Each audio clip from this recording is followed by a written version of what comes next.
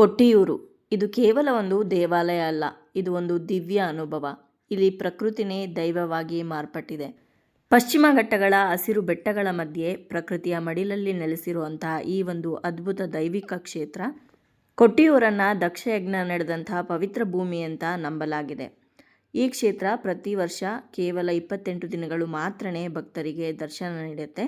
ಇಲ್ಲಿನ ಪ್ರಕೃತಿ, ಪ್ರತಿದಿನ ಸುರಿಯುವಂತಹ ಮಳೆ, ನದಿಗಳು, ಕಾಡುಗಳು, ಬೆಟ್ಟಗಳು ಇವೆಲ್ಲವೂ ಕೂಡ ಅಲ್ಲಿಗೆ ಬರುವಂಥ ಸಾವಿರಾರು ಭಕ್ತರ ಮೈ ಮನಸ್ಸನ್ನು ಆಕರ್ಷಿಸುತ್ತೆ ಅಂತ ಹೇಳಿದ್ರೆ ತಪ್ಪಾಗಲಾರ್ದು.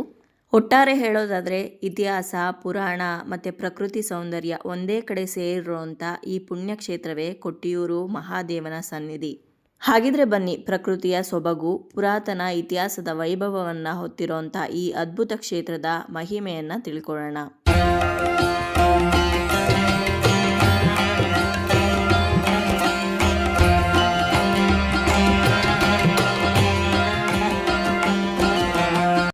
ನಮಸ್ಕಾರ ಸ್ನೇಹಿತರೆ, ನನ್ನ ಚಾನಲ್ಗೆ ನಿಮ್ಮೆಲ್ಲರಿಗೂ ಆತ್ಮೀಯವಾದಂತಹ ಸ್ವಾಗತ. ಇವತ್ತಿನ ಈ ವಿಡಿಯೋದಲ್ಲಿ ನಾವು ಕೊಟ್ಟಿಯೂರಲ್ಲಿ ಇದೀವಿ. ಕೊಟ್ಟಿಯೂರಲ್ಲಿ ತುಂಬಾನೇ ಜನ ಇದ್ದಾರೆ ಇವತ್ತು. ಈ ಜಾಗ ದಕ್ಷಯಜ್ಞ ನಡೆದಂತಹ ಜಾಗ, ಹಾಗೆ ಈ ಪ್ರಾಣವನ್ನ ತ್ಯಾಗ ಮಾಡಿದಂತಹ ಜಾಗ. ಅಷ್ಟೇ ಅಲ್ಲದೆ ಶಿವ ತನ್ನ ಪ್ರೀತಿಯನ್ನ ಕಳ್ಕೊಂಡಿದ್ದಂತಹ ಜಾಗ. ಕೊಟ್ಟಿಯೂರಿನ ಸಂಪೂರ್ಣ ಮಾಹಿತಿ ಹಾಗೆ ಇತಿಹಾಸವನ್ನ ಈ ವಿಡಿಯೋದಲ್ಲಿ ತಿಳಿಸ್ಕೊಡ್ತೀನಿ. ಹಾಗಿದ್ರೆ ಬನ್ನಿ ಪೂರ್ತಿ ವಿಡಿಯೋನ ನೋಡ್ಕೊಂಡು ಬರೋಣ. ಕೊಟ್ಟಿಯೂರು ಬೆಂಗಳೂರಿಂದ 281 ಕಿಲೋಮೀಟರ್ ದೂರದಲ್ಲಿದೆ. ಮೈಸೂರಿಂದ 135 ಕಿಲೋಮೀಟರ್ ದೂರದಲ್ಲಿದೆ. ಹಾಗೆ ಕಣ್ಣೂರಿಂದ ಕೇವಲ 72 ಕಿಲೋಮೀಟರ್ ದೂರದಲ್ಲಿದೆ. ಬೆಂಗಳೂರಿಂದ ಕೊಟ್ಟಿಯೂರಿಗೆ ನಾನು ಒಬ್ಳೆ ಟ್ರಾವೆಲ್ ಮಾಡ್ತಾ ಇರೋದು. ಹಾಗಾಗಿ ಕೊಟ್ಟಿಯೂರಲ್ಲಿ ತುಂಬಾ ಕ್ರೌಡ್ ಜಾಸ್ತಿ ಇದೆ ಅಂತ ಗೊತ್ತಾಯಿತು. ಹಾಗಾಗಿ ಪಬ್ಲಿಕ್ ಟ್ರಾನ್ಸ್ಪೋರ್ಟೇಷನಲ್ಲಿ ಓಡಾಡೋದು ಅಷ್ಟು ಒಳ್ಳೆಯದಲ್ಲ ಅಂತ ಹೇಳಿ ನಾನು ಒಂದು ಟೂರ್ ಪ್ಯಾಕೇಜ್ ಅವ್ರ ಜೊತೆ ಈ ಒಂದು ಕೊಟ್ಟಿಯೂರು ದೇವಸ್ಥಾನಕ್ಕೆ ಬಂದಿದ್ದೀನಿ. ಕೊಟ್ಟಿಯೂರಲ್ಲಿ ಜನಗಳು ಜಾಸ್ತಿ ಬರ್ತಾ ಇರೋದ್ರಿಂದ ರೂಮ್ಗಳು ಸಿಗೋದು ಕಷ್ಟ ಅಂತ ಹೇಳಿ ನಾವು ಕೊಟ್ಟಿಯೂರಿಂದ 50 ಕಿಲೋಮೀಟರ್ ದೂರದಲ್ಲಿರುವಂಥ ಕಲ್ಪೆಟ್ಟ ಅನ್ನೋ ಒಂದು ಜಾಗದಲ್ಲಿ ರೂಮ್ ಮಾಡಿ ಫ್ರೆಶ್ ಅಪ್ ಆಗಿ ಇವಾಗ ಕೊಟ್ಟಿಯೂರು ದೇವಸ್ಥಾನಕ್ಕೆ ಹೋಗೋದಕ್ಕೆ ಅಂತ ರೆಡಿ ಆಗಿದ್ದೀವಿ. ನಾವು ಉಳ್ಕೊಂಡಂಥ ಹೋಟೆಲ್ನ ತೋರಿಸ್ತಾ ಇದ್ದೀನಿ. ಕ್ರಿಸ್ಟಲ್ ಅಂತ ಹೋಟೆಲ್ ನೇಮು. ಹೋಟೆಲ್ ಮುಂದೆನೇ ನಮ್ಮ ಬಸ್ ಕೂಡ ಪಾರ್ಕ್ ಆಗಿದೆ. ನಿಮಗೆ ಸ್ಕ್ರೀನ್ ಮೇಲೇ ಹೋಟೆಲ್ ಅವ್ರದ್ದು ನಂಬರ್ ಕಾಣಿಸ್ತಾ ಇದೆಯಲ್ಲ, ಆ ನಂಬರ್ಗೆ ಕಾಲ್ ಮಾಡಿ ನೀವು ಬೇಕಿದ್ರೆ ರೂಮ್ನ ಬುಕ್ ಮಾಡ್ಕೋಬೋದು. ಇಲ್ಲಿ AC, ನಾನ್ AC ಎರಡೂ ರೂಮ್ಗಳು ಸಿಗುತ್ತೆ. ಸುಮಾರು 1500 2000 ರುಪೀಸ್ ಚಾರ್ಜ್ ಮಾಡ್ತಾರೆ. ರೂಮ್ಸು ತುಂಬಾ ದೊಡ್ಡದಾಗಿದೆ, ಕ್ಲೀನಾಗಿದೆ, ನೀಟಾಗಿದೆ. ಜೊತೆಗೆ ಲಿಫ್ಟ್ ಫೆಸಿಲಿಟಿ ಕೂಡ ಇದೆ. ಹಾಗೆ ಡೈನಿಂಗ್ ಹಾಲ್ ಇದೆ. ನೀವೇನಾದರೂ ಟೂರ್ ಪ್ಯಾಕೇಜ್ ಅವ್ರ ಜೊತೆ ಹೋಗಿದರೆ ಅಲ್ಲಿ ಊಟ ಬಡಿಸೋದಕ್ಕೆಲ್ಲನೂ ಕೂಡ ತುಂಬಾ ಚೆನ್ನಾಗಿದೆ ಜಾಗ. ಇವಾಗ ನಾವು ಬ್ರೇಕ್ಫಾಸ್ಟ್ ಮಾಡಿಕೊಂಡು ಕೊಟ್ಟಿಯೂರಿಗೆ ಹೊರಡಬೇಕು. ಏನೇನು ಬ್ರೇಕ್ಫಾಸ್ಟ್ ಇದೆ ಅಂತ ನೋಡೋಣ. ಕೇಸರಿ ಬಾತ್ ಇತ್ತು, ಬಿಸಿ ಬಿಸಿ ಉಪ್ಪಿಟ್ಟಿತ್ತು, ಜೊತೆಗೆ ಅವಲಕ್ಕಿ ಕೂಡ ಮಾಡಿದರು. ತುಂಬಾ ಚೆನ್ನಾಗಿತ್ತು ಟೇಸ್ಟು. ರವಿಕಿರಣ್ ಟೂರ್ ಪ್ಯಾಕೇಜ್ ಅವ್ರ ಜೊತೆ ನಾವಿವತ್ತು ಕೊಟ್ಟಿಯೂರಿಗೆ ಬಂದಿರೋದು. ಇವ್ರ ಜೊತೆ ನಾನು ಮುಂಚೆನೂ ಕೂಡ ಟ್ರಿಪ್ಗಳಿಗೆ ಹೋಗಿದ್ದೀನಿ. ನಿಮಗೆ ಗೊತ್ತಿರೋದಿದ್ರೆ ತ್ರಿರಂಗ ದರ್ಶನ ಎಲ್ಲ ನಾನು ಇವ್ರ ಟೂರ್ ಪ್ಯಾಕೇಜಲ್ಲೇ ಹೋಗಿದ್ದಿದ್ದು. ತುಂಬಾ ಕೇರಿಂಗಾಗಿ ನೋಡ್ಕೋತಾರೆ. ಅಷ್ಟೇ ಅಲ್ಲದೆ ಊಟ ತಿಂಡಿ ಎಲ್ಲದೂ ಕೂಡ ತುಂಬಾ ಚೆನ್ನಾಗಿರುತ್ತೆ. ಇವ್ರ ನಂಬರ್ ಬೇಕಿದ್ರೆ ನಾನು ಡಿಸ್ಕ್ರಿಪ್ಷನ್ ಬಾಕ್ಸಲ್ಲಿ ಹಾಕಿರ್ತೀನಿ. ನೀವು ಚೆಕ್ ಮಾಡಿ ನಿಮಗೆ ಯಾವುದೇ ಟೂರ್ಗಳಿಗೆ ಹೋಗಬೇಕು ಅಂದರೆ ಇವ್ರನ್ನ ಕಾಂಟ್ಯಾಕ್ಟ್ ಮಾಡ್ಬೋದು. ನಾನಿವಾಗ ಒಂದು ಸಿಂಪಲ್ಲಾಗಿ ರೂಮ್ ತೋರಿಸ್ತಾ ಇದ್ದೀನಿ ಹೇಗಿದೆ ಅಂತ. ಎಲ್ಲ ಪ್ಯಾಕ್ ಮಾಡ್ತಾ ಇದ್ದೀವಿ. ನಾವಿವಾಗ ಹೊರಡಬೇಕು ಇಲ್ಲಿಂದ. ಕೊಟ್ಟಿಯೂರಿಗೆ ಹೋಗುವಂಥ ರೋಡ್ ಏನಿದೆ ತುಂಬಾ ಚಿಕ್ಕದಾಗಿದೆ. ಹಾಗೆ ಘಾಟ್ ಸೆಕ್ಷನ್ ಬೇರೆ. ಸುಮಾರು 50 ಕಿಲೋಮೀಟರ್ ಟ್ರಾವೆಲ್ ಮಾಡೋದಕ್ಕೆ 2.5 3 ಗಂಟೆ ಹಿಡಿಸುತ್ತೆ ನಮಗೆ. ಬೆಳಗ್ಗೆ ನಾವು ಈ ಹೋಟೆಲ್ಗೆ ರೀಚ್ ಆದಾಗ 5 ಗಂಟೆ ಆಗಿತ್ತು. ಇವಾಗ ತಿಂಡಿ ಎಲ್ಲ ಮುಗಿಸ್ಕೊಂಡು ಹೊರಡುವಾಗ 8 ಗಂಟೆ ಆಗಿದೆ. ಈ ಜಾಗದಿಂದ ನಾವು ಕೊಟ್ಟಿಯೂರಿಗೆ ಹೋಗುವಂಥ ದಾರಿ ಏನಿದೆ ತುಂಬ ತುಂಬಾ ಚೆನ್ನಾಗಿದೆ. ಕೇರಳನ ಗಾಡ್ಸ್ ಓನ್ ಕಂಟ್ರಿ ಅಂತ ಕರೀತಾರಲ್ವ, ಅದು ಯಾಕೆ ಕರೀತಾರೆ ಅನ್ನೋದಕ್ಕೆ ನೀವು ಮಾನ್ಸೂನಲ್ಲಿ ಒಂದ್ಸಲ ಕೇರಳಕ್ಕೆ ಹೋಗಿ ಬಂದರೆ ನಿಮಗೆ ಗೊತ್ತಾಗತ್ತೆ. ಪಶ್ಚಿಮ ಘಟ್ಟಗಳ ಸಾಲು, ಎಲ್ಲಿ ನೋಡಿದ್ರೂ ಹಸಿರು, ಅಲ್ಲಲ್ಲೇ ಹರಿತಾ ಇರೋವಂಥ ನದಿಗಳು, ಜಲಪಾತಗಳು, ಬೆಟ್ಟದ ತುದಿಯಲ್ಲಿ ಮುಚ್ಕೊಂಡಿರುವಂಥ ಮಂಜು, ಟೀ ಕಾಫಿ ಪ್ಲಾಂಟೇಷನ್ಗಳು, ಜೊತೆಗೆ ದೊಡ್ಡದಾಗಿರುವಂಥ ಕೇರಳದ ಅಥೆಂಟಿಕ್ ಮನೆಗಳು, ಇದೆಲ್ಲದರ ಜೊತೆ ಯಾವಾಗಲೂ ಸುರಿಯುವಂಥ ಮಳೆ. ಇಷ್ಟಿಲ್ಲದೆ ಇದನ್ನು ಗಾಡ್ಸ್ ಓನ್ ಕಂಟ್ರಿ ಅಂತ ಕರೀತಾರ. ಆದರೆ ಇಲ್ಲಿರುವಂಥ ರಸ್ತೆಗಳ ಬಗ್ಗೆ ಹೇಳೋದೇ ಬೇಡ. ತುಂಬಾ ಚಿಕ್ಕದಾಗಿರುತ್ತೆ ರೋಡ್ಗಳು. ಅದರಲ್ಲೂ ಘಾಟ್ ಸೆಕ್ಷನಲ್ಲಿ ಡ್ರೈವ್ ಮಾಡೋದು ವಿಪರೀತ ಕಷ್ಟ. ನೀವೇನಾದರೂ ಪರ್ಫೆಕ್ಟ್ ಡ್ರೈವರ್ ಅಲ್ಲದೆ ಇದ್ದರೆ ಖಂಡಿತವಾಗ್ಲೂ ಕೇರಳಕ್ಕೆ ಹೋಗಬೇಡಿ. ಕ್ಲಚ್ ಪ್ಲೇಟ್ಗಳೆಲ್ಲ ಹೊರಟೋಗುತ್ತೆ. ತುಂಬಾ ಕಷ್ಟ ಆಗುತ್ತೆ ನಿಮಗೆ ಟ್ರಾವೆಲ್ ಮಾಡೋದು. ನಾವು ಬೆಂಗಳೂರಿಂದ ವಿರಾಜಪೇಟೆ ಮಾರ್ಗವಾಗಿ ಕೊಟ್ಟಿಯೂರನ್ನು ತಲುಪಿದ್ದು. ಕಲ್ಪೆಟ್ಟೆಯಿಂದ ಕೊಟ್ಟಿಯೂರಿಗೆ ಹೋಗುವಾಗ ಇನ್ನೇನು 10 ಕಿಲೋಮೀಟರ್ ಇತ್ತು. ಅಲ್ಲಿ ನಮ್ಮ ಹೆವಿ ವೆಹಿಕಲ್ನ ಅಲೋ ಮಾಡಲಿಲ್ಲ. ಯಾಕಂದರೆ ತುಂಬಾ ಚಿಕ್ಕದಾಗಿದೆ ರೋಡು. ಹಾಗಾಗಿ ಸುತ್ತು ಬಳಸ್ಕೊಂಡು ಬನ್ನಿ ಅಂತ ಹೇಳಿದರು. ಸುಮಾರು 10 ಕಿಲೋಮೀಟರ್ ಇದ್ದಂಥ ಕೊಟ್ಟಿಯೂರನ್ನು ನಾವು 50 ಕಿಲೋಮೀಟರ್ ಸುತ್ತು ಬಳಸಿ ಬಂದಿದ್ದಾಯಿತು. ಇವಾಗ ಕೊಟ್ಟಿಯೂರನ್ನ ತಲುಪಿದ್ದೀವಿ. ಆದರೆ ಎಲ್ಲಿ ನೋಡಿದ್ರೂ ಕೂಡ ನಮಗೆ ಪಾರ್ಕಿಂಗೇ ಸಿಗಲಿಲ್ಲ, ಅಷ್ಟೊಂದು ಜನ ಬಂದಿದ್ದರು. ಮತ್ತೆ ಸ್ವಲ್ಪ ದೂರದಲ್ಲೇ ನಮ್ಮ ವೆಹಿಕಲ್ನ ಪಾರ್ಕ್ ಮಾಡಿ ಅಲ್ಲಿಂದ ನಾವು ಆಟೋದಲ್ಲಿ ಕೊಟ್ಟಿಯೂರು ದೇವಸ್ಥಾನವನ್ನು ತಲುಪಿದ್ವಿ. ಇಲ್ಲಿ ನಮಗೆ ರಸ್ತೆ ಎಡಬದಿಯಲ್ಲಿ ಒಂದು ದೇವಸ್ಥಾನ, ಹಾಗೆ ಬಲಬದಿಯಲ್ಲಿ ಒಂದು ದೇವಸ್ಥಾನ ಸಿಗತ್ತೆ. ಮಧ್ಯದಲ್ಲಿ ಬಾವಲಿ ನದಿ ಹರಿತಾ ಇರುತ್ತೆ. ಬಾವಲಿ ನದಿಯ ಆ ಪಕ್ಕದಲ್ಲಿ ಇರುವಂಥ ದೇವಸ್ಥಾನವನ್ನು ಅಕ್ಕರೆ ಕೊಟ್ಟಿಯೂರು ಅಂತ ಕರೆದ್ರೆ, ಬಾವಲಿ ನದಿಯ ಈ ಪಕ್ಕದಲ್ಲಿ ಇರುವಂಥ ದೇವಸ್ಥಾನವನ್ನು ಇಕ್ಕರೆ ಕೊಟ್ಟಿಯೂರು ಅಂತ ಕರೀತಾರೆ. ಇಕ್ಕರೆ ಕೊಟ್ಟಿಯೂರಲ್ಲಿ ನೀವು ವರ್ಷ ಪೂರ್ತಿ ಶಿವನನ್ನು ದರ್ಶನ ಮಾಡ್ಬೋದು. ಆದರೆ ಅಕ್ಕರೆ ಕೊಟ್ಟಿಯೂರಲ್ಲಿ ಕೇವಲ ಈ ವೈಶಾಖ ಮಹೋತ್ಸವದ ಸಮಯದಲ್ಲಿ, ಅಂದರೆ ಕೇವಲ 28 ದಿನಗಳು ಮಾತ್ರನೇ ದರ್ಶನ ಮಾಡೋದಕ್ಕೆ ಸಿಗೋದು. ಅದರಲ್ಲೂ ಹೆಂಗಸರಿಗೆ ಕೆಲವು ನಿರ್ದಿಷ್ಟ ದಿನಾಂಕಗಳು ಮಾತ್ರನೇ ದರ್ಶನಕ್ಕೆ ಬಿಡ್ತಾರೆ. ಅಕ್ಕರೆ ಕೊಟ್ಟಿಯೂರಿನ ಮೇನ್ ಆರ್ಚ್ ಏನು ಕಾಣಿಸುತ್ತೆ, ಅಲ್ಲಿಂದ ಸ್ವಲ್ಪ ದೂರ ನಾವು ನಡ್ಕೊಂಡು ಹೋಗಬೇಕಾಗತ್ತೆ. ಈ ರೀತಿ ನಡ್ಕೊಂಡು ಮುಂದಕ್ಕೆ ಆ ಕಾಡಿನ ಒಳಗಡೆ ಹೋಗ್ತಾ ಇದ್ರೆ ನಾವು ಯಾವುದೋ ಒಂದು ಬೇರೆ ಪ್ರಪಂಚಕ್ಕೆ ಬಂದಿದ್ದೀವೇನೋ ಅಂತ ಅನ್ಸುತ್ತೆ. ಅಷ್ಟು ಚೆನ್ನಾಗಿದೆ ಪ್ರಕೃತಿ. ಜೋರಾಗಿ ಬೀಳ್ತಾ ಇರೋವಂತಹ ಮಳೆಯಿಂದ ಕೆಂಪು ಬಣ್ಣಕ್ಕೆ ತಿರುಗಿರುವಂತಹ ನದಿಗಳು, ಆ ನದಿ ಮೇಲೆ ಕಟ್ಟಿರುವಂತಹ ಸೇತುವೆಗಳು, ಕಾಡು, ಕಾಡಿನ ಹಿಂದೆ ದೂರದಲ್ಲಿ ಕಾಣಿಸುವಂತಹ ಬೆಟ್ಟ, ಬೆಟ್ಟದ ಮೇಲೆ ಇರುವಂತಹ ಮಂಜು, ಆಹಾ, ಇದಕ್ಕಿಂತ ಇನ್ನೇನು ಬೇಕು? ಇಲ್ಲಿ ದೇವರನ್ನ ನೋಡೋದಕ್ಕಿಂತ ಪ್ರಕೃತಿಯನ್ನೇ ದೇವರು ಅಂತ ನಾವು ಭಾವಿಸಿ ಆ ಪ್ರಕೃತಿಗೆ ಯಾವುದೇ ಹಾನಿ ಆಗದೆ ಇರೋ ರೀತಿ ನಾವು ಜವಾಬ್ದಾರಿಯಿಂದ ನಡ್ಕೊಳ್ಬೇಕಾಗತ್ತೆ. ನದಿಯಲ್ಲಿ ಸ್ನಾನ ಮಾಡಿದವರು ಅವರ ಬಟ್ಟೆಗಳನ್ನಾಗಿರ್ಬೋದು ಅಥವಾ ಪ್ಲಾಸ್ಟಿಕ್ ಬಾಟಲ್ಗಳನ್ನ, ಕವರ್ಗಳನ್ನ ಆದಷ್ಟು ಅಲ್ಲೆಲ್ಲ ಎಸೆಯೋದಕ್ಕೆ ದಯವಿಟ್ಟು ಹೋಗಬೇಡಿ. ಇಷ್ಟು ಸುಂದರವಾಗಿರುವಂಥ ಪ್ರಕೃತಿಯನ್ನು ಕಾಪಾಡ್ಕೊಳ್ಳೋದು ನಮ್ಮ ಜವಾಬ್ದಾರಿ. ನೋಡಿ, ಇಲ್ಲಿ ಹರಿತಾ ಇರೋದು ಬಾವಲಿ ನದಿ. ಈ ಬಾವಲಿ ನದಿಯಲ್ಲಿ ನೀವು ಸ್ನಾನ ಮಾಡಿ ಅನಂತರ ದೇವರ ದರ್ಶನಕ್ಕೆ ಹೋಗ್ಬೋದು. ನಾವು ರೂಮಲ್ಲೇ ಸ್ನಾನ ಮಾಡಿ ರೆಡಿಯಾಗಿ ಬಂದಿದ್ದರಿಂದ ನಾವಿಲ್ಲಿ ಕೈಕಾಲು ತೊಳ್ಕೊಂಡು ತಲೆ ಮೇಲೆ ಸ್ವಲ್ಪ ನೀರನ್ನು ಪ್ರೋಕ್ಷಣೆ ಮಾಡಿಕೊಂಡು ಅನಂತರ ದೇವಸ್ಥಾನಕ್ಕೆ ದರ್ಶನಕ್ಕೆ ಅಂತ ಹೋಗ್ತಾ ಇದ್ದೀವಿ.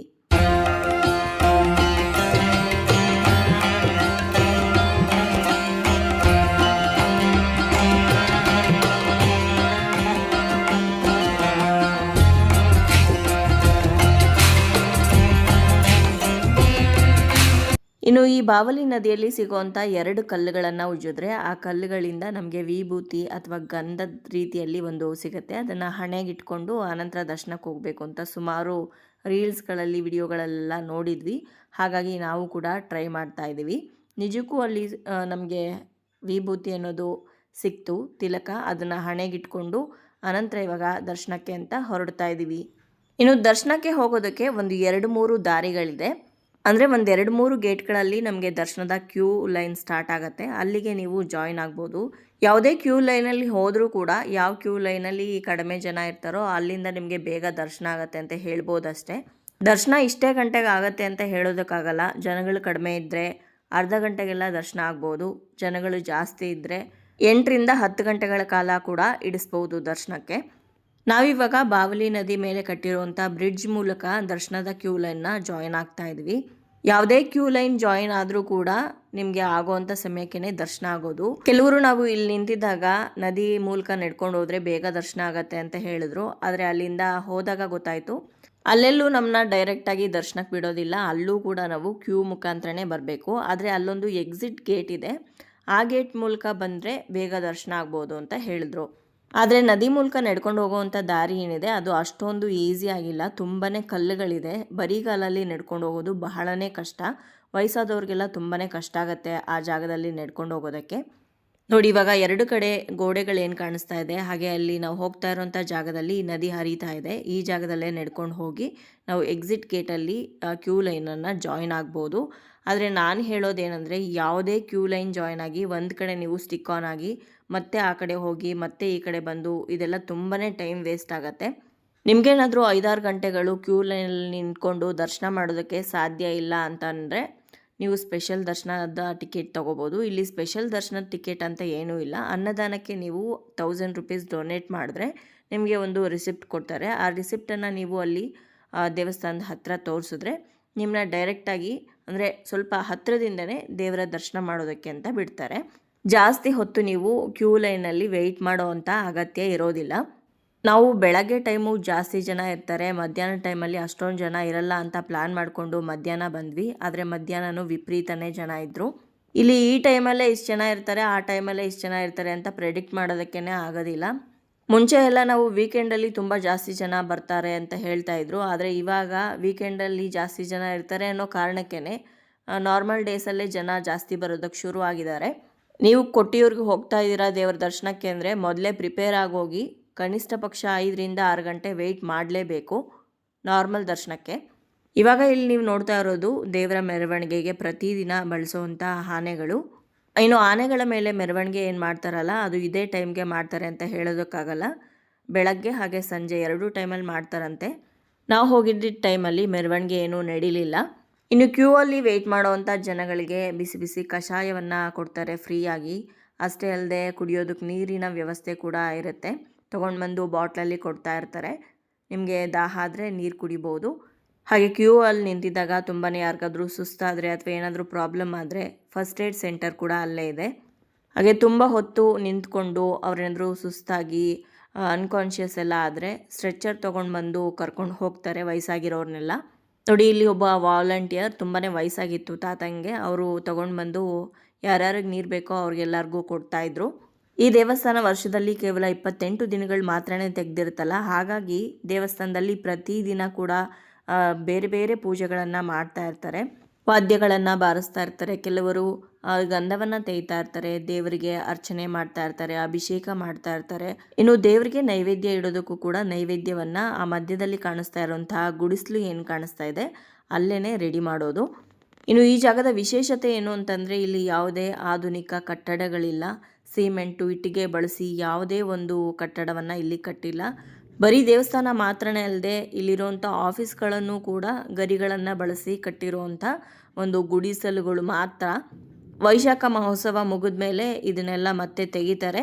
ಮತ್ತೆ ಮುಂದಿನ ವರ್ಷ ವೈಶಾಖ ಮಹೋತ್ಸವ ಬರೋವಂಥ ಸಮಯದಲ್ಲಿ ಮತ್ತೆ ಗುಡಿಸಲುಗಳನ್ನು ಕಟ್ತಾರೆ. ಇನ್ನು ನಾವು ಈ ಕೊಟ್ಟಿಯೂರು ದೇವಸ್ಥಾನಕ್ಕೆ ಹೋದಾಗ ನಮಗೆ 2 ಥರದ ಅನುಭವ ಆಯಿತು. ಅಂದರೆ ಬೆಳಗ್ಗೆ ಸಮಯದಲ್ಲಿ ಈ ಒಂದು ಪ್ರಕೃತಿ ಯಾವ ರೀತಿ ಸುಂದರವಾಗಿ ಕಾಣಿಸುತ್ತೋ ಅದೇ ರೀತಿ ರಾತ್ರಿ ಸಮಯದಲ್ಲಿ ಈ ದೇವಸ್ಥಾನ ನೋಡೋದೇ ಒಂದು ಖುಷಿಯಾಗುತ್ತೆ. ತುಂಬಾ ಪೀಸ್ಫುಲ್ಲಾಗಿರೋವಂಥ ಒಂದು ದೇವಸ್ಥಾನ. ಸಿಕ್ಕಾಪಟ್ಟೆ ಅಂದರೆ ಸಿಕ್ಕಾಪಟ್ಟೆ ಜನ ಇದ್ದರು. ಸುಮಾರು ನಾವು 3 ಗಂಟೆಗೆ ಕ್ಯೂ ಲೈನನ್ನು ಜಾಯ್ನ್ ಆಗಿದ್ದು. ಆದರೆ ನಮಗೆ ದರ್ಶನ ಮುಗಿಯೋ ಅಷ್ಟರಲ್ಲಿ 7 ಗಂಟೆ ಆಗಿತ್ತು. ಸತತ 5 ಗಂಟೆಗಳ ಕಾಲ ನಾವು ಕ್ಯೂ ಲೈನಲ್ಲಿ ನಿಂತು ಮಹಾದೇವನನ್ನು ದರ್ಶನ ಮಾಡಿದ್ವಿ. ದಯವಿಟ್ಟು ತುಂಬ ವಯಸ್ಸಾಗಿರೋರು ಹಾಗೆ ಪುಟ್ಟ ಮಕ್ಕಳನ್ನು ಕರ್ಕೊಂಡು ಹೋಗಬೇಡಿ. ತುಂಬಾ ನುಗ್ಲಾಗತ್ತೆ, ಕಾಲು ತುಳಿತ ಆಗಬಹುದು. ನೀವುಗಳು ಕೂಡ ತುಂಬ ಹುಷಾರಾಗಿ ತುಂಬ ಜಾಗ್ರತೆಯಿಂದ ದೇವರ ದರ್ಶನ ಮಾಡಿ. ಆತರ ಬೀಳೋದಕ್ಕೆ ಹೋಗಬೇಡಿ, ನಿಧಾನ ಆದರೂ ಪರವಾಗಿಲ್ಲ. ಕೊಟ್ಟಿಯೂರಿಗೆ ಇಷ್ಟೊಂದು ಸಾವಿರಾರು ಸಂಖ್ಯೆಯಲ್ಲಿ ಜನಗಳು ಬರ್ತಾ ಇರೋದಕ್ಕೆ ಅದರ ಹಿಂದೆ ಇರುವಂತಹ ಒಂದು ರೋಚಕವಾದಂತಹ ಕತೆ ಕಾರಣ ಅಂತ ಹೇಳ್ಬೋದು. ಹಾಗಿದ್ರೆ ಬನ್ನಿ ಈ ಕೊಟ್ಟಿಯೂರಿನ ಇತಿಹಾಸವನ್ನು ಹಿನ್ನೆಲೆಯನ್ನು ತಿಳ್ಕೊಳ್ಳೋಣ.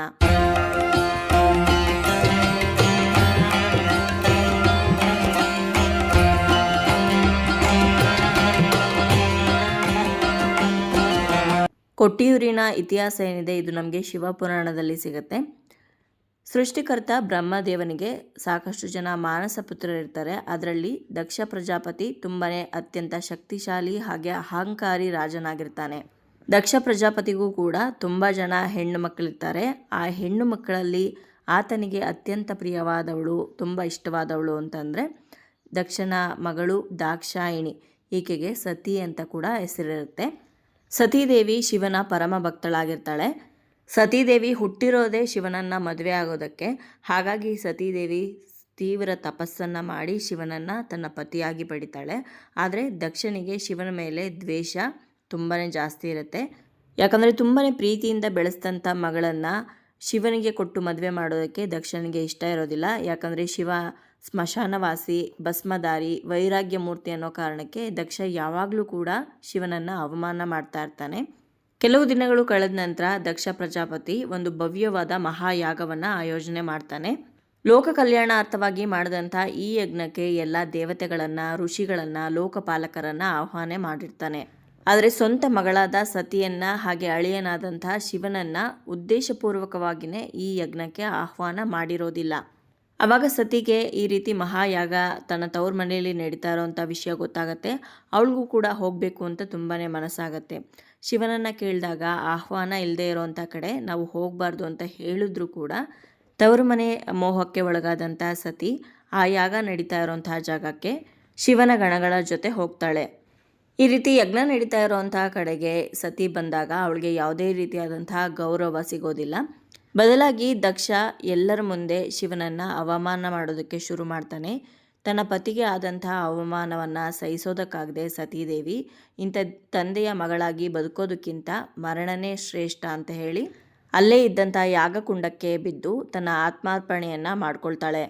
ಅದಾದ ನಂತರ ಸತಿಯ ಮರಣದ ಸುದ್ದಿ ಶಿವನಿಗೆ ಗೊತ್ತಾಗುತ್ತೆ. ತುಂಬನೇ ಕ್ರೋಧದಿಂದ ಯಜ್ಞ ನಡೀತಾ ಇದ್ದಂಥ ಜಾಗಕ್ಕೆ ಶಿವ ಬಂದು ತನ್ನ ಜಟೆಯನ್ನು ಭೂಮಿಗೆ ಬಡಿದಾಗ ಅದರಿಂದ ಭಯಂಕರ ವೀರಭದ್ರ ಮತ್ತೆ ಭದ್ರಕಾಳಿ ಪ್ರತ್ಯಕ್ಷರಾಗ್ತಾರೆ. ತದನಂತರ ವೀರಭದ್ರ ತನ್ನ ಖಡ್ಗದಿಂದ ಆ ನಡೀತಾ ಇದ್ದಂಥ ಯಾಗವನ್ನ ಧ್ವಂಸಗೊಳಿಸಿ ದಕ್ಷನ ತಲೆಯನ್ನ ಕತ್ತರಿಸ್ತಾನೆ. ಇದಾದ ನಂತರ ಶಿವ ತುಂಬನೇ ದುಃಖದಿಂದ ಸತ್ತಂತ ಸತಿಯ ಮೃತದೇಹವನ್ನ ಹೊತ್ತುಕೊಂಡು ಇಡೀ ಪ್ರಪಂಚವನ್ನ ಪರ್ಯಟನೆ ಮಾಡೋದಕ್ಕೆ ಶುರು ಮಾಡ್ತಾನೆ. ಇದೇ ರೀತಿ ಶಿವ ಕೋಪಗೊಂಡು ರುದ್ರ ತಾಂಡವವನ್ನ ಮಾಡ್ತಾ ಇದ್ರೆ ಇಡೀ ಪ್ರಪಂಚ ನಾಶವಾಗುತ್ತೆ ಅನ್ನೋ ಕಾರಣಕ್ಕೋಸ್ಕರ ಬ್ರಹ್ಮ, ವಿಷ್ಣು ಹಾಗೆ ಇತರ ದೇವತೆಗಳು ಶಿವನನ್ನ ಶಾಂತ ಮಾಡೋದಕ್ಕೆ ಪ್ರಯತ್ನ ಪಡ್ತಾರೆ. ಆದರೆ ಶಿವ ಶಾಂತಗೊಳ್ಳೋದಿಲ್ಲ. ಆಗ ವಿಷ್ಣು ಶಿವನ ಕೋಪವನ್ನ ಕಡಿಮೆ ಮಾಡೋದಕ್ಕೆ ಅಂತೇಳಿ ವಿಷ್ಣು ಚಕ್ರವನ್ನ ಅಂದರೆ ಸುದರ್ಶನ ಚಕ್ರವನ್ನ ಪ್ರಯೋಗ ಮಾಡಿ ಸತಿಯ ದೇಹವನ್ನ ಛಿದ್ರಗೊಳಿಸ್ತಾರೆ. ಈ ರೀತಿ ಛಿದ್ರಗೊಂಡಂಥ ಸತಿಯ ದೇಹದ ಭಾಗಗಳು ಎಲ್ಲೆಲ್ಲಿ ಬಿತ್ತೋ ಆ ಎಲ್ಲ ಜಾಗಗಳು ಇವತ್ತು ಶಕ್ತಿಪೀಠಗಳಾಗಿ ಮಾರ್ಪಟ್ಟಿವೆ. ಸತಿಯ ದೇಹ ಕಣ್ಮರೆ ಆದ ನಂತರ ಶಿವನನ್ನ ವಿಷ್ಣು ತಬ್ಕೊಂಡು ಸಮಾಧಾನ ಮಾಡ್ತಾರೆ. ಶಿವನ ಕೋಪ ಕಡಿಮೆ ಆದ ನಂತರ ದಕ್ಷನಿಗೆ ಮತ್ತೆ ಜೀವದಾನವನ್ನ ನೀಡ್ತಾರೆ. ವೀರಭದ್ರ ದಕ್ಷನ ತಲೆ ಕಡ್ದಿದ್ದರಿಂದ ಅವನ ಮೂಲ ತಲೆಯ ಬದಲಾಗಿ ಮೇಕೆ ತಲೆಯನ್ನ ಜೋಡಿಸಿ ಪುನರ್ಜೀವನವನ್ನ ನೀಡಲಾಗತ್ತೆ. ಮತ್ತೆ ಆ ಯಜ್ಞವನ್ನ ಸಂಪೂರ್ಣಗೊಳಿಸ್ತಾರೆ. ಯಾಕಂದ್ರೆ ಈ ರೀತಿ ಮಹಾಯಜ್ಞಗಳು ನಡೀತಾ ಇದ್ದಂಥ ಸಂದರ್ಭದಲ್ಲಿ ಆ ಯಜ್ಞ ಅರ್ಧಕ್ಕೆ ನಿಂತೋದ್ರೆ ಇದರಿಂದ ಮನುಕುಲಕ್ಕೆ ಹಾನಿ ಉಂಟಾಗತ್ತೆ ಅನ್ನೋ ಕಾರಣಕ್ಕೆ ಯಜ್ಞವನ್ನ ಸಂಪೂರ್ಣಗೊಳಿಸಲಾಗತ್ತೆ.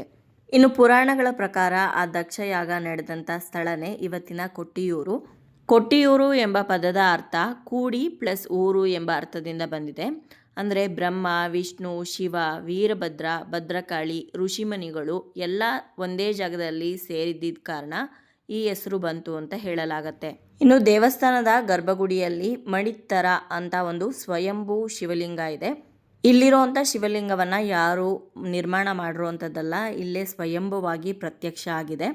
ದಕ್ಷಯಾಗದ ನಂತರ ಶಿವ ಇಲ್ಲಿ ಪ್ರತ್ಯಕ್ಷನಾಗಿ ಇಲ್ಲಿ ಬರುವಂಥ ಭಕ್ತರಿಗೆ ನನಗೆ ಆದಂಥ ನೋವು, ನನ್ನನ್ನು ನೋಡೋದಕ್ಕೆ ಇಲ್ಲಿಗೆ ಯಾರ್ಯಾರು ಬರ್ತಾರೋ ಅಂಥವ್ರಿಗೆ ಯಾರಿಗೂ ಕೂಡ ಇಂತಹ ನೋವು ಆಗದೇ ಇರೋ ರೀತಿ ನಾನು ಅವ್ರನ್ನ ಹರಿಸ್ತೀನಿ ಅಂತ ಹೇಳಿ ಈ ಜಾಗದಲ್ಲಿ ನೆಲೆ ನಿಂತಿದ್ದಾರೆ.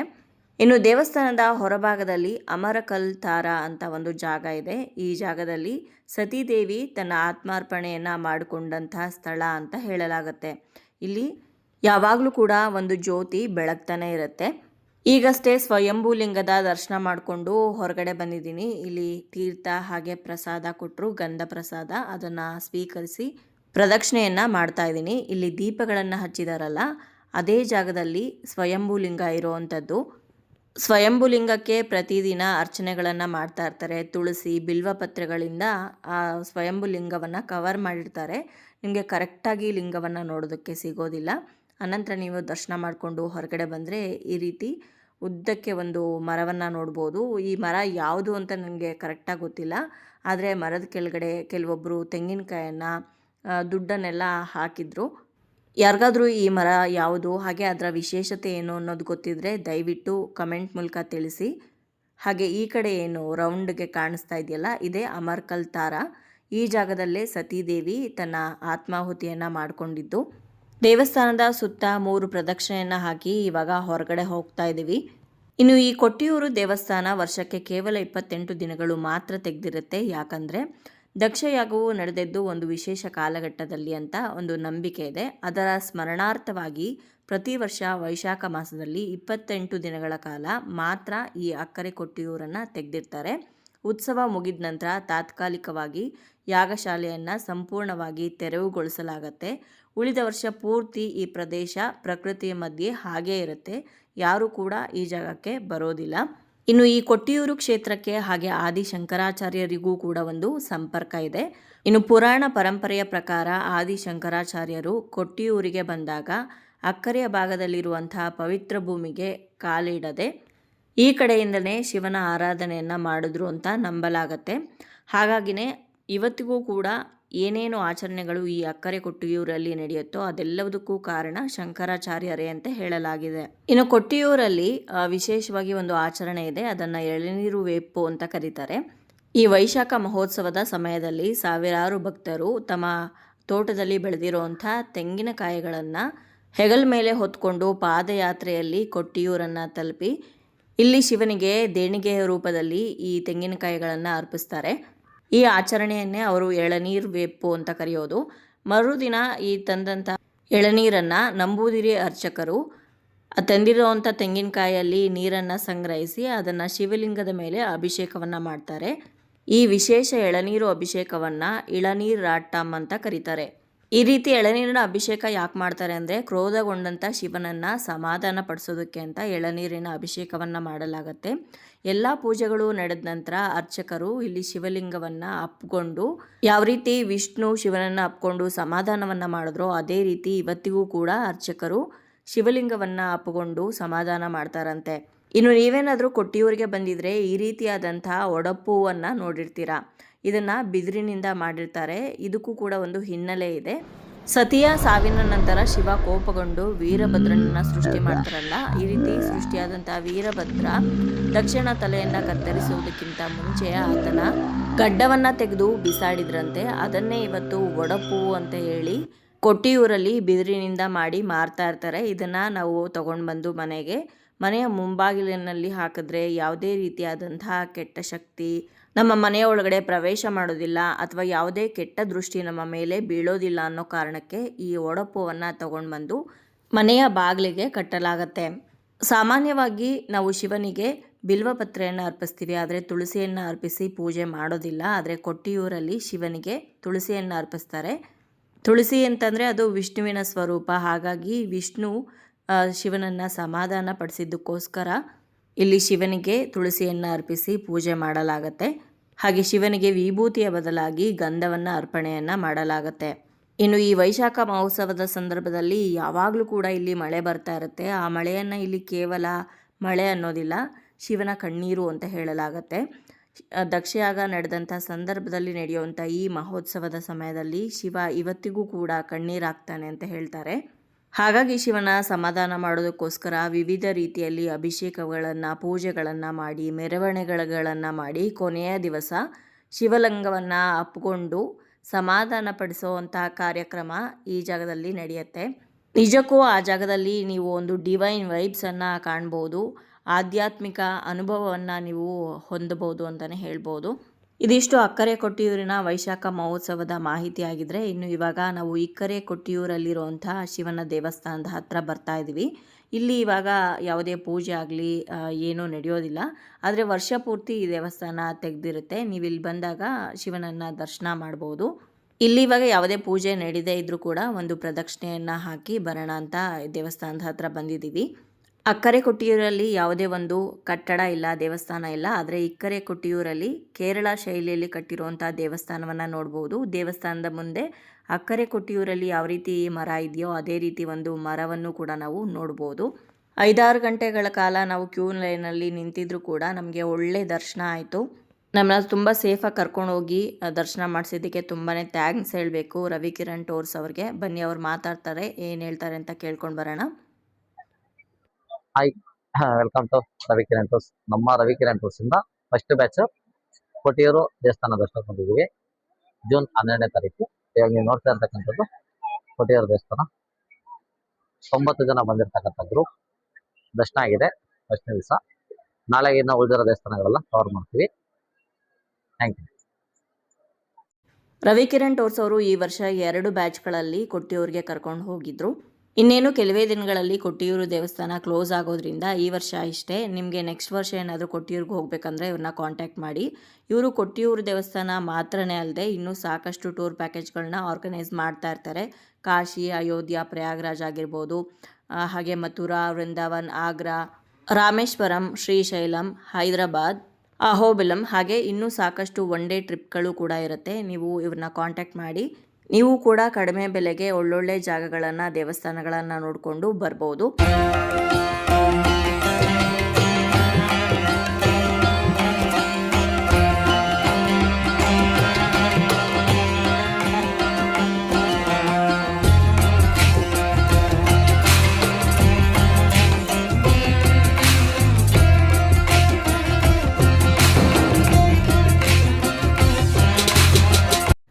ದಕ್ಷನ ಅಹಂಕಾರವನ್ನು ನಾಶ ಮಾಡಿದ, ಸತೀದೇವಿಯ ತ್ಯಾಗಕ್ಕೆ ಸಾಕ್ಷಿಯಾದ, ಶಿವನ ಕೋಪ ಮತ್ತು ಕರುಣೆ ಎರಡನ್ನೂ ಕೂಡ ಕಂಡಂಥ ಪವಿತ್ರ ಕ್ಷೇತ್ರವೇ ಈ ಕೊಟ್ಟಿಯೂರು. ಇಲ್ಲಿ ಭಕ್ತಿ ಮಾತ್ರವಲ್ಲ, ಪುರಾಣದ ಪ್ರತಿಯೊಂದು ಅಧ್ಯಾಯವೂ ಕೂಡ ಜೀವಂತವಾಗಿದೆ. ನೋಡಿದ್ರಲ್ವ ಸ್ನೇಹಿತರೆ, ಇವತ್ತಿನ ಈ ವಿಡಿಯೋದಲ್ಲಿ ಕೊಟ್ಟಿಯೂರು ಮಹಾದೇವನ ದೇವಸ್ಥಾನದ ಬಗ್ಗೆ ಸಂಪೂರ್ಣ ಮಾಹಿತಿನ ತಿಳಿಸ್ಕೊಟ್ಟಿದ್ದೀನಿ. ನಮ್ಮ ಈ ಕೊಟ್ಟಿಯೂರು ಯಾತ್ರೆ ಇಲ್ಲಿಗೆ ಮುಕ್ತಾಯ ಆಗತ್ತೆ. ಪ್ರಕೃತಿಯ ಮಡಿಲಿನಲ್ಲಿ ನೆಲೆಸಿರುವಂಥ ಈ ಪವಿತ್ರ ಕ್ಷೇತ್ರವು ಭಕ್ತಿ, ಶಾಂತಿ ಮತ್ತು ಆಧ್ಯಾತ್ಮಿಕತೆಯ ಅದ್ಭುತ ಅನುಭವವನ್ನು ನೀಡುತ್ತೆ. ಶಿವನ ಅನುಗ್ರಹದಿಂದ ನಮ್ಮ ಯಾತ್ರೆ ಯಶಸ್ವಿಯಾಗಿದೆ ಅಂತ ಭಾವಿಸ್ತೀನಿ. ಈ ವಿಡಿಯೋ ನಿಮ್ಗೆ ಇಷ್ಟ ಆಗಿದರೆ ದಯವಿಟ್ಟು ಲೈಕ್ ಮಾಡಿ, ಹಾಗೆ ನಿಮ್ಮ ಸ್ನೇಹಿತರೊಂದಿಗೆ ಹಂಚ್ಕೊಳ್ಳಿ. ಹಾಗೆ ನಮ್ಮ ಚಾನಲ್ನ ನೀವೇನಾದರೂ ಸಬ್ಸ್ಕ್ರೈಬ್ ಮಾಡದೆ ನೋಡ್ತಾ ಇದ್ದರೆ ದಯವಿಟ್ಟು ಸಬ್ಸ್ಕ್ರೈಬ್ ಮಾಡಿ, ಹಾಗೆ ಪಕ್ಕದಲ್ಲಿ ಕಾಣುವಂಥ ಬೆಲ್ ಐಕನ್ನ ದಯವಿಟ್ಟು ಕ್ಲಿಕ್ ಮಾಡಿ. ಮತ್ತೊಂದು ಹೊಸ ದೇವಾಲಯದ ದರ್ಶನದೊಂದಿಗೆ ಭೇಟಿಯಾಗೋಣ. ಅಲ್ಲಿಯವರೆಗೂ ಧನ್ಯವಾದಗಳು. ಲೋಕ ಸಮಸ್ತ ಸುಖಿನೋ ಭವಂತು. ಹರ ಹರ ಮಹಾದೇವ. ಓಂ ನಮಃ ಶಿವಾಯ.